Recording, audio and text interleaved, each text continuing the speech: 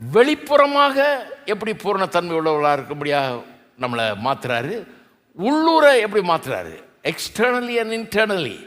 வெளிப்புறமாக நம்மை பரிபூர்ணப்படுத்துகிறார், உள்ளுறவும் பரிபூர்ணப்படுத்துகிறார் என்பதை வார்த்தைகளை பயன்படுத்துவதன் மூலமாக சொல்கிறார். அப்படிப்பட்ட வார்த்தைகளை பயன்படுத்துகிறார்.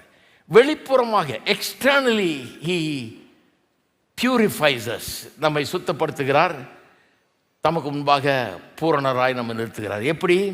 கரை திரை என்கிற 2 வார்த்தையை பயன்படுத்துகிறார். இங்கே ஒரே வார்த்தையாக வருது. அது இங்கிலீஷில் ஸ்பாட்ஸ் அண்ட் ரிங்கிள்ஸ்னு வருது. அதாவது கரைன்னா தெரியும் நமக்கு. இன்றைக்கி மழை பெஞ்சுது, ரோட்டில் வந்தீங்கன்னா எவனாவது சகதியை நம்ம மேலே அடிச்சுட்டு போயிட்டே இருப்பான்.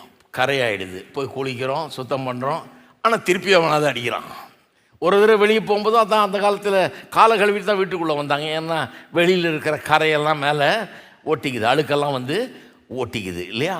இந்த உலகத்தில் இருக்கிற வரைக்கும் சபைகள் எப்படி இருக்குது? மனுஷர்கள் தானே சபை, நம்மெல்லாம் சேர்ந்தா சபை வந்து கரைகள் உள்ள சபையாக இருக்கிறது. அடிக்கடி கழுவ வேண்டியது இருக்குது, அடிக்கடி சுத்திகரிக்க வேண்டியதாக இருக்குது. அதை செய்கிறார் ஆண்டவர்.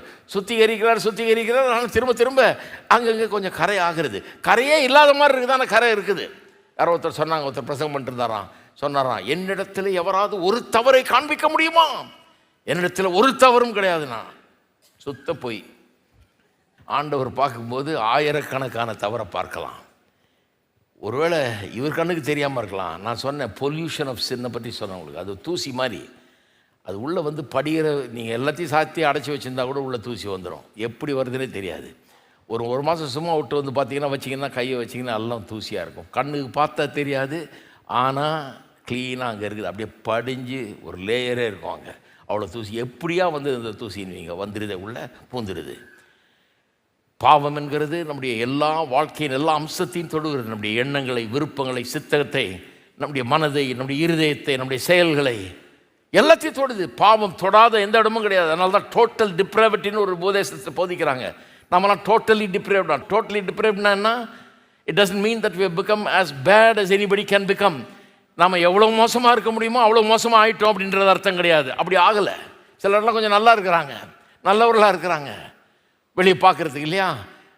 மற்ற ஒருத்தரை காட்டில் இன்னொருத்தர் இன்னும் கொஞ்சம் நல்லா இருக்கிறார், அப்படிலாம் இருக்கிறாங்க. எல்லோரும் சுத்தமாக எவ்வளோ மோசமாக முடியுமோ அவ்வளோ மோசமாக ஆகிடலை. அதெல்லாம் அதனுடைய அர்த்தம். டோட்டல் டிப்ரேவிட்டினா என்னன்னா, பாவம் கரைப்படுத்தாத எந்த ஒரு பகுதியும் மனுஷனிலே கிடையாது, தொடாத எந்த பகுதியும் கிடையாது. எல்லா பகுதியும் தொட்டு இருக்குது பாவம்.